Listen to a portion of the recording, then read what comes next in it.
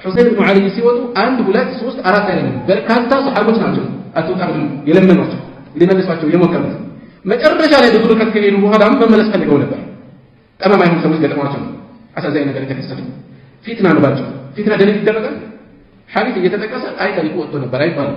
ደሊል እንደዚህ እየተጠቀሰ የራሱን ስሜት የሚፈለገው ጫፍ ነው የሚፈልገው ሰበብ ነው የሚፈልገው ችግር የለም እሱ ከጌታ ደሊል ለሚፈልግ ግን ሐዲስ እየቀረበ ታሪኩ ወጥቷል አይባልም።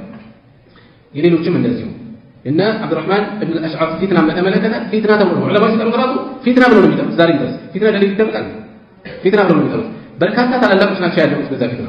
የተወሰኑት እንደውም ጫፍ ላይ ተይዘው እርምጃ ሊወሰድባቸው ሲሉ እኛም ጥሩ ሰዎች አልነበርም፣ አንተ ደግሞ መጥፎ ተበቃ አትሆን ያሉት አጥተናል ያሉት የተመረጡ ልክ እንዳልሆነ ያሉት እንጂ አንዴ እጁ ገብታ የፈለገ በቃ የፈለገ ሆኖ አይደለም። ባጭሩ ሐዲስ እየተጠቀሰ እንዲህ አይነት መረጃ አይደረግም።